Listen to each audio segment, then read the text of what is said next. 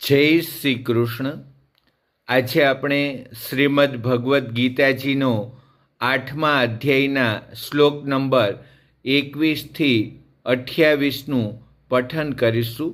તો શ્લોક નંબર 21થી અવ્યક્તો અક્ષરઃ ઇત્યયુક્ત સ્તમાહુ પરમામ ગતિમ યમ પ્રાપ્ય ન નિવર્તન્તે તદ્ધામમ પરમમ મમ. જે અવ્યક્ત અક્ષર એવા નામે કહેવાયો છે એ જ અક્ષર નામના અવ્યક્ત ભાવને પરમ ગતિ કહે છે, તથા જે સનાતન અવ્યક્ત ભાવને પામીને માણસો પાછા આવતા નથી એ મારું પરમધામ છે. પુરુષ સહ પરઃ પાર્થ ભક્ત્યા લભ્યસ્ત્વનન્યથા યસ્યાંતઃ સ્થાનિ ભૂતાની એન સર્વમિદં તતમ. હે પૃથાપુત્ર, જે પરમાત્માની અંતર્ગત સર્વભૂતો છે તથા જે સચ્ચિદાનંદ ઘન પરમાત્માથી આ આખું જગત પરિપૂર્ણ છે એ સનાતન અવ્યક્ત પરમ પુરુષ તો અનન્ય ભક્તિથી જ પામી શકાય છે.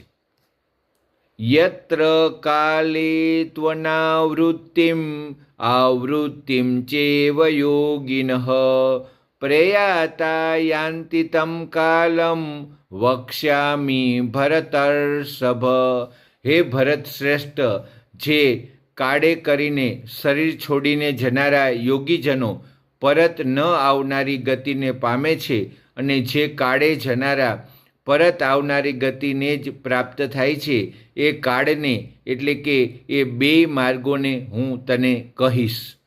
અગ્નિ જ્યોતિરઃ શુક્લ ષણમાસા ઉત્તરાયણમ તત્ર પ્રયાતા ગચ્છન્તિ બ્રહ્મ વિદો જના.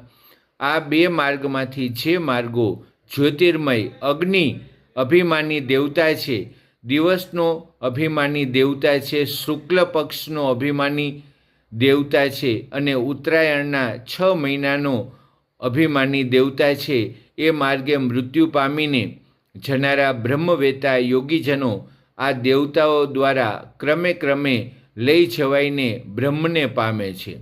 ધૂમો રાત્રિસ્તથા કૃષ્ણ ષણમાસા દક્ષિણાયનમ તત્ર ચાંદ્રમસમ જ્યોતિર યોગી પ્રાપ્ય નિવર્તતે.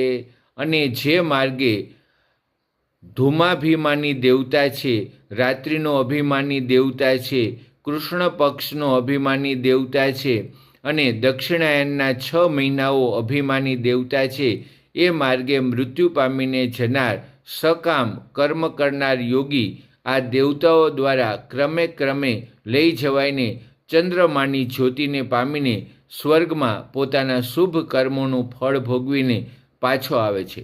શુક્લ કૃષ્ણે ગતિ યેતે જગત શાશ્વતે મતે એકયા યાત્યનાવૃત્તિમ અન્યયા વર્તતે પુનઃ.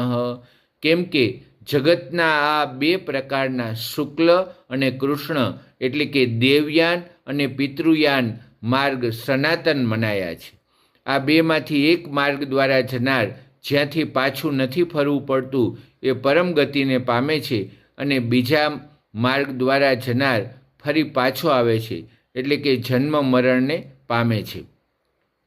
નૈતે શ્રુતિ પાર્થ જાનન્ય યોગી મુહ્યતિ કશ્ચન તસ્માત્ સર્વેષુ કાલેષુ યોગયુક્તો ભવાર્જુન. હે પાર્થ, આ પ્રમાણે આ બે માર્ગોને તત્વથી જાણીને કોઈ પણ યોગી મોહિત નથી થતો. માટે હે અર્જુન, તું સર્વકાળ સમબુદ્ધિ સ્વરૂપ યોગથી યુક્ત તથા નિરંતર મને પ્રાપ્ત કરવા માટે સાધન કરનાર થા. વેદેષુ યજ્ઞેષુ તપસુ ચૈવ દાનેષુ યત પુણ્યફલમ પ્રદિષ્ટમ યત્યેતિ તત્સર્વમિદં વિદિત્વા યોગી પરમ સ્થાનમુપેતિ ચાધ્યમ.